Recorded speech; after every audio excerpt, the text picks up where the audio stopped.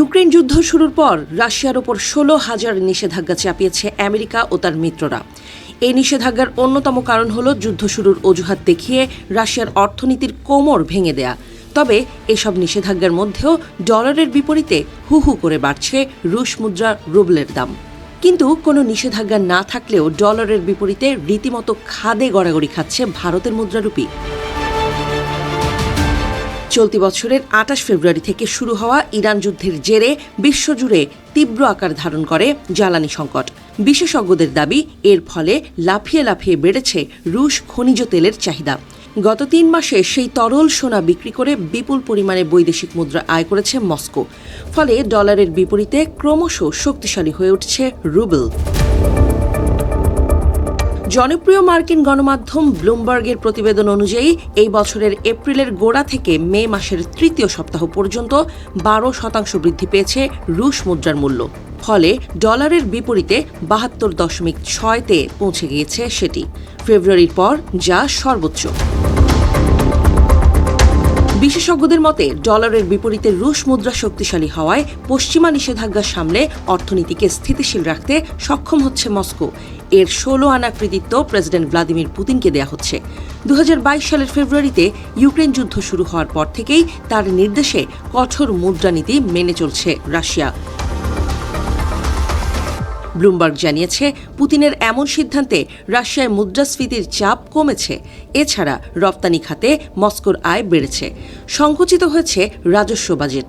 ফলে যুদ্ধের বিপুল খরচ সামলেও দিব্যি মাথা তুলে দাঁড়িয়ে আছে মস্কোর অর্থনীতি।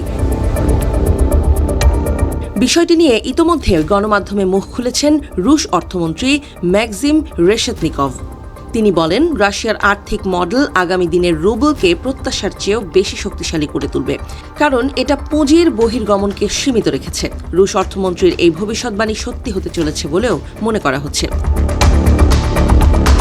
পুতিন প্রশাসনের দাবি, পশ্চিমা নিষেধাজ্ঞার সঙ্গে পুরোপুরি খাপ খাইয়ে নিয়েছে তারা। 2022 সালের ফেব্রুয়ারি থেকে ধাপে ধাপে আমদানি কমিয়েছে রাশিয়া। ফলে বৈদেশিক মুদ্রার চাহিদা অনেকটাই কমাতে সক্ষম হয়েছে মস্কো। পাশাপাশি আন্তর্জাতিক বাণিজ্যের 60% রুবলে করেছে পূর্ব ইউরোপের এই দেশ।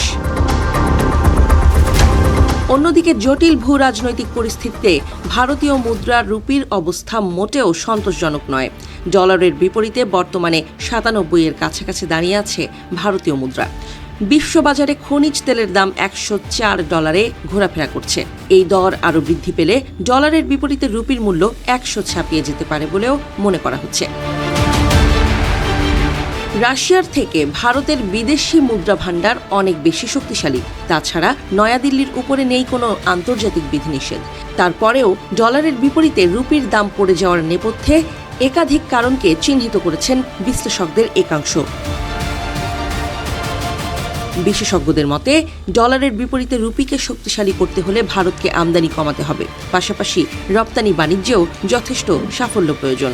কিন্তু বাস্তবে রাশিয়া, চীন এবং ইউরোপের অধিকাংশ উন্নত অর্থনৈতিক দেশগুলোর সঙ্গে বাণিজ্যিক ঘাটতি রয়েছে নয়াদিল্লির, যা দেশটির অর্থনীতির ওপর চাপ তৈরি করছে। অর্থনৈতিক বৃদ্ধির সূচককে ঊর্ধ্বমুখী রাখতে হলে ভারতের চাই বিপুল জ্বালানি। সেই লক্ষ্যে কোটি কোটি ডলার ব্যয় করে বিপুল পরিমাণের খনিজ তেল আমদানি করতে হচ্ছে নয়াদিল্লিকে। তরল সোনার 85%ই বিদেশ থেকে কিনে থাকে ভারত। ফলে লাফিয়ে কমছে রুপির মূল্য।